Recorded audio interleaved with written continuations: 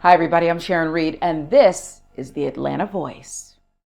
And I'm Macy Alexander, and I'm sitting here with the Sharon Reed. Happy New Year to you all out there. And speaking of Happy New Year. Happy New Year to you, Macy. We were just joking that if I had the name Macy, I'd be at the network right now. But yeah, Happy New Year. So we'll see what happens. 2020 is going to be a big year. Awesome. Okay, so speaking of New Year, do you have any cool plans for tonight or into You had to ask. I know. Bit of a dry spell. I usually don't do too much. New Year's Eve.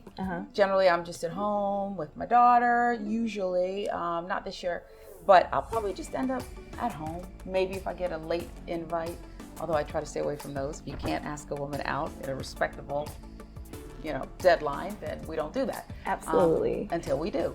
But I'll probably end up just kind of sampling, eating, the whole thing. That's always fun. Yeah. Okay, so since you've been away from the newsroom, you tried your hand at acting.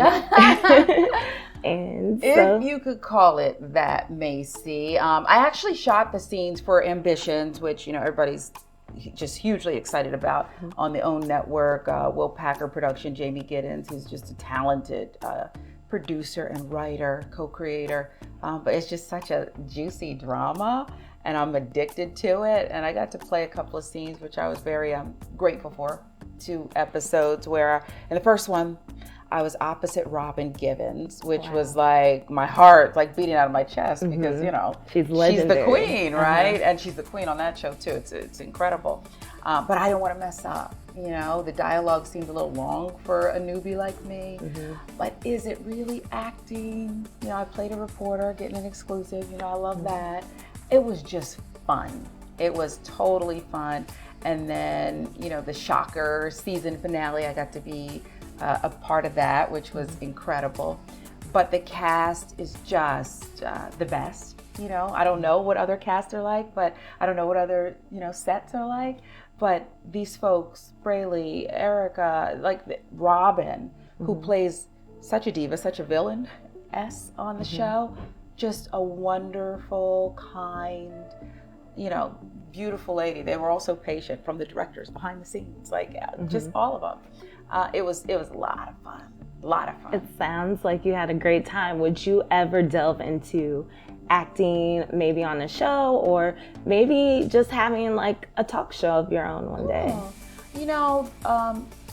Talk show is something that I always wanted to do, probably since before I even got out of journalism school.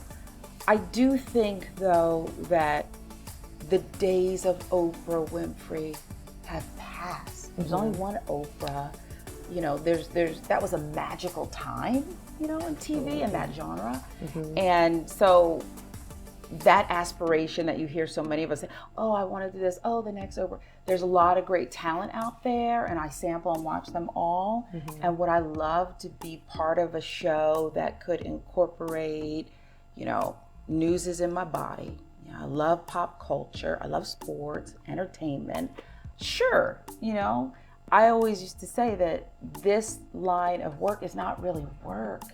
It's who we are, And if you're curious and you love and are genuinely interested in the subject matter, people are going to know that. It's going to resonate. If you're not, you can't fake it, especially with television, unlike the movies, So sure, I'd love to do that. As far as acting, like I said, it was fun. But did you see my performance? I don't know if I'll be asked back. I just know I just had a lot of fun. Hey, you might be up for an Emmy or something next thing we know. You know that, Will Packer? Okay, keep me on. Okay, so since your time away from the newsroom, you had time to reflect and think of new career opportunities, have those opportunities. What has that time away from the desk and reporting been like? I know you're typically very curious about all the beats that you've been assigned to, so can you tell us a little bit about that? Just because you leave one chapter, which was my choice, and that's what I wanted to do, to kind of just bet on myself and get out there and pivot a little bit. But it's still who I am. Right. I'm still curious. I still catch up and follow and hear all kinds of stories. And I've done some interviews, with some newsmakers. So I'll never leave that behind completely because, like I said, it's just in my blood and I love it. Reflect. I don't know how much I reflected it. It's funny because my daughter said to me, shouldn't you be going back to work? I went, soon. It'll be soon. But I feel like I've been the busiest that I've ever been, not that regimented, even though in news every day is different, because no two stories are alike. Sure. But I've been really traveling, getting out there, taking meetings, really working on things. It's not been a total vacation. Girlfriend's not sleeping in. Mm-hmm. Absolutely. Okay, so I know you have spent time with doing sports reporting, sideline reporting, maybe a little bit earlier in your career. And the awesome thing about that is I'm from Ohio, and I grew up, I'm from Canton, Ohio. Okay, sure. So I grew up watching you. We're close in age, but I grew up watching you. Okay, I really like Macy.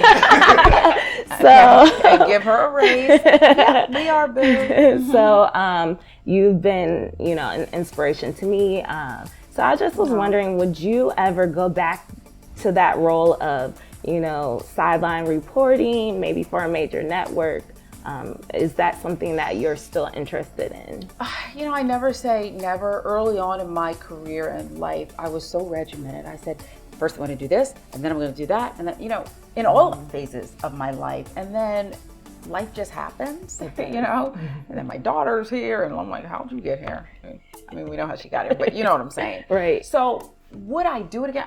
I'd be open to anything, almost anything, I would say. Mm-hmm. To me, at this stage of my career, I want to do something that matters, something I love. I always had passion, and that won't change.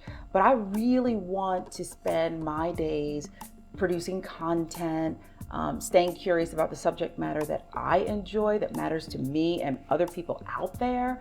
And the thing about sports reporting, I was a sports junkie. I was a college athlete, not a great one, but I was. But at the end of the day, what I loved about it was not the X's and O's. We can all get up for the big game. We can watch that, as it plays out. I love the stories and the people behind the stories and the locker room. And I always prided myself, even when I wasn't a sideline reporter, on breaking stories and not just going with, the team line or the PR representation, and getting and cultivating sources who would say, hey, here's what's going on in the locker room. Hey, yo, LeBron's in the hospital. Did you know? You know what I mean? Right. And I really prided myself on that because I think too often it's looked at as news and sports. I don't see it that way. I really don't. At the end of the day, it's just stories. It's just people. And something got them to the big game. Something happened in the locker room, behind the scenes, the game plan, the coach, whatever it is. And I think that's the stuff that makes people stand up and notice and pay attention at home. Sure. Anybody can look at the X's and O's, but there's always people behind that. There's always drama behind it. Absolutely. Okay, well, I know during your time at Georgetown and and you had the opportunity to work with the legendary Kennedy and do, I guess, kind of his press secretary. Well, I would love to be his press secretary. And that's the only other thing I thought about being. I was thinking about being an orthodontist and a lawyer too, but then I realized that that's a lot of studying, the first one, and that's never ending homework, the second one.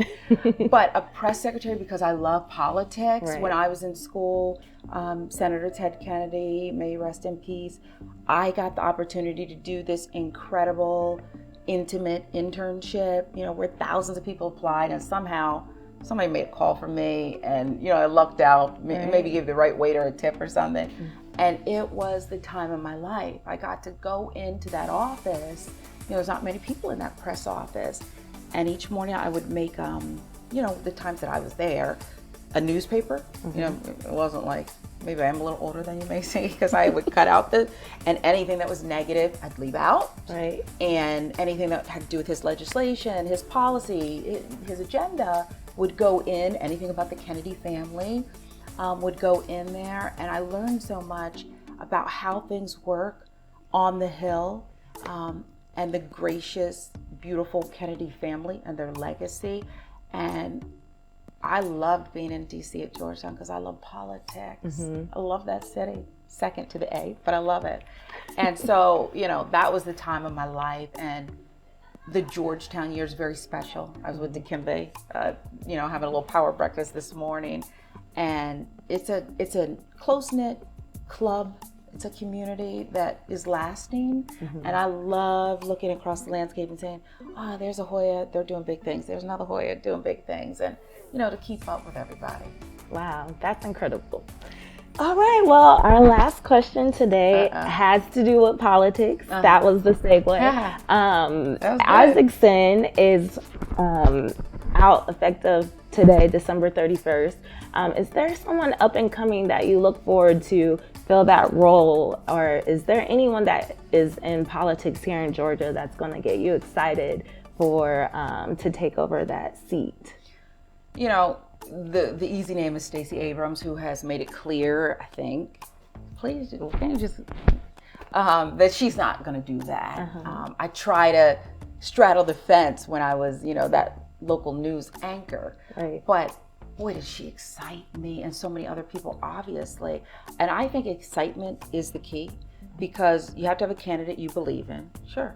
But like you said, Senator Isaacson, he's out. So we need to be excited enough, and our peers and our parents and children and excited enough to go wait in line, go do early vote, whatever it is. We need to be excited by a candidate in these trying times, in these angry times. I don't know if somebody who tried their hand and didn't quite do it before is going to do it for me. I just think we have to wait and see. And there might be somebody out there that we haven't even thought about who's going to jump in. And whoever it is, I'm going to be watching very closely and seeing how the candidates measure up, just like I'm doing now, like so many of us are with the presidential candidates, to see, what happens. But these are the best times if you love politics, because whether it's at the presidential level, national level, anything can happen. And I think if we get our voter fraud here in Georgia together, if we are truly interested in everyone being counted, then anything can happen. Anything can happen. Sure. All right, Sharon. Well, thank you so much for taking time and sitting down with us today on New Year's Eve. We know you have a busy schedule, so we really appreciate it. And anytime you wish to come back to the Atlanta Voice, you're more than welcome. Well, I got a mouthy 8-year-old, so and she can come too. She's full of personality. She would tear this place up. I think you're going to be great. Thank you for the interview. Thank you.